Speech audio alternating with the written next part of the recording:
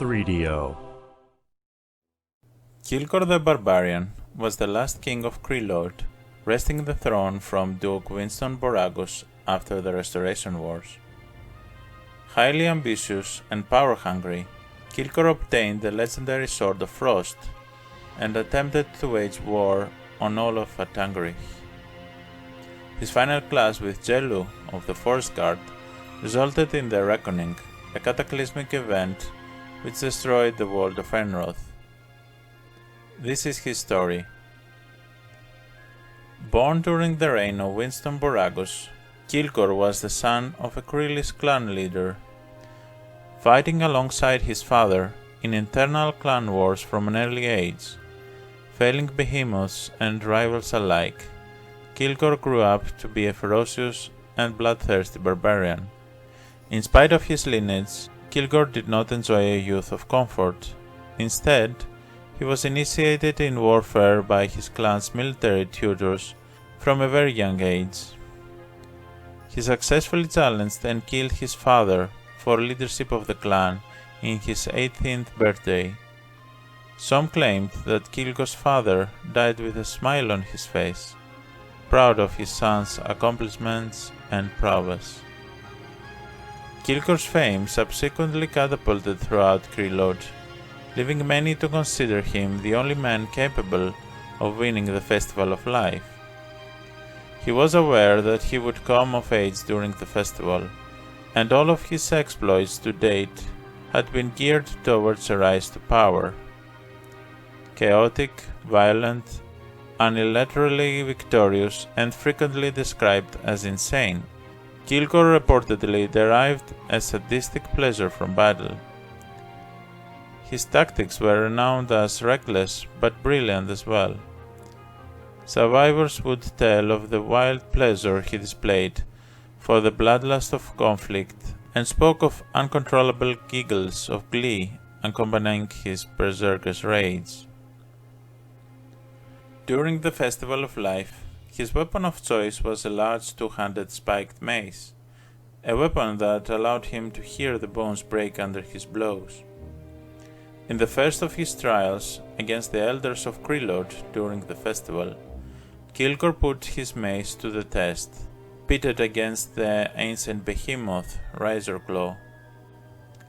Relishing the encounter, Kilgor slew the behemoth and his entire family, explaining that slaying them would teach him how to properly subdue them in his ascent.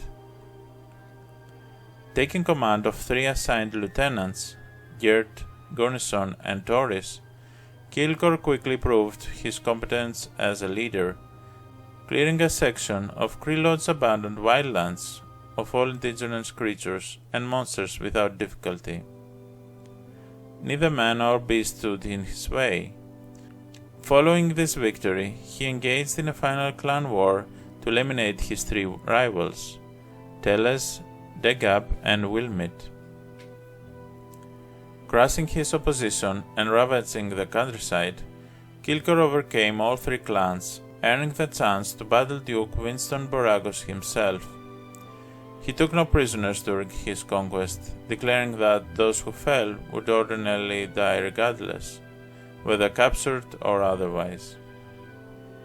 Unmoved by the respect Boragus widely commanded throughout Attangrich, Kilgor denounced the king's accomplishments as unimpressive. Showing the depths of his determination and skill, Kilgor rebuffed Boragus' threats and tackled his final test, leading armies against the Duke. Brutally overcoming his last obstacle, Kilgor outwitted and slew Boragus, whose bloodied, decapitated head was displayed in Krelord's throne room as a testament to Kilgor's disposition. Now crowned, Kilgor became the new king of Krelord. As it would happen, he would also be the last.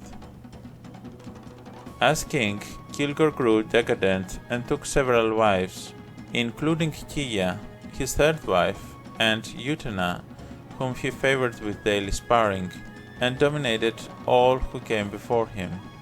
Shortly after Jelu departed Attangrich to seek out and destroy the Sword of Frost, Kilgor permitted Kisha, to pursue him and return with the weapon to aid in his conquests.